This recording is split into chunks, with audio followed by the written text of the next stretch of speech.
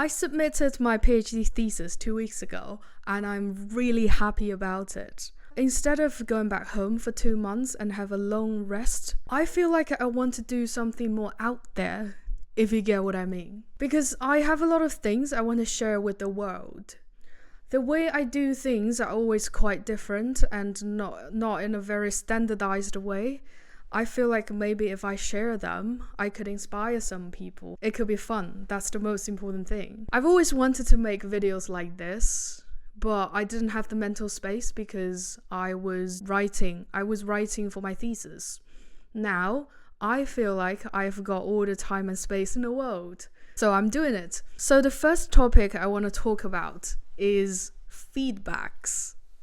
I have a lot of friends who also do PhD. One thing they constantly mention, whether explicitly or indirectly, is about feedbacks. Getting feedbacks, accepting feedbacks, and handling feedbacks. Well, for me, feedbacks are not always needed. Doing an academic project in any form, like writing a thesis, is not much different from creating an art piece. So I would see anyone doing that work as a creator and a creative person. So if you're doing that, congratulations. To me, you're a very creative person. I had a lot of fun creating my thesis and following through that project. Of course, I had mixed feelings. Trust me, I'm a human. And you are too.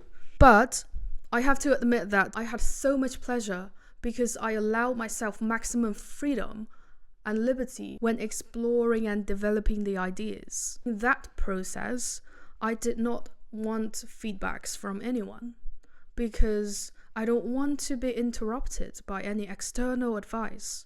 I just want to allow my thoughts to flow out. I want to allow my ideas to emerge for themselves. I think you would benefit from a bit of alone time, like solo free creating sessions. Even though you're doing academic work, my supervisor always told me there's no standardized way of doing a PhD. That's debunked. I had those limiting beliefs that for academic works there's always a standard, but no. I've got a cohort of like 10 people and everyone has a different project. Everyone has a different way of presenting it. You do have a lot of liberty doing a PhD. But bear in mind that we're looking for completion, not perfection. Once the draft is completed, now you may want to ask for some feedbacks.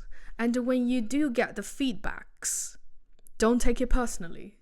Honestly, here is why. You are the protagonist of this project. You are building an academic account.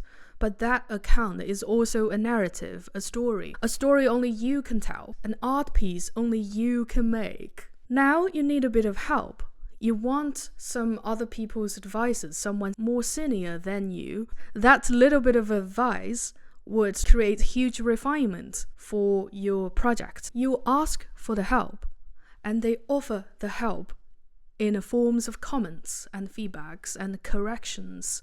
And then you accept the help. It's simple as that. So don't see it as an examination. You're not inviting examination. You're not presenting your work for external validation because your work is already valuable. The reason why you're doing this project, the reason why you're following through it, the reason why it got through was because it is valuable. So don't question that. Every time you ask for feedback, remember that you're not asking for examinations, yeah? You are getting help. You're getting the help you really want. Don't be afraid of the succinctness of the feedback. Whatever you don't need much, whatever you just need this one little thing from an external source, and then you can push it forward significantly. I never fear the succinctness of feedbacks. When I see a succinct feedback, I would say, oh, I've done a good job. They don't have much to weigh in. You don't need your feedback to be exhaustive. Because, coming back to the creator mindset, you are the master of your project. You are the author. Only you know how to move this forward. You just need a little guidance of the method of doing things, of the way of doing things.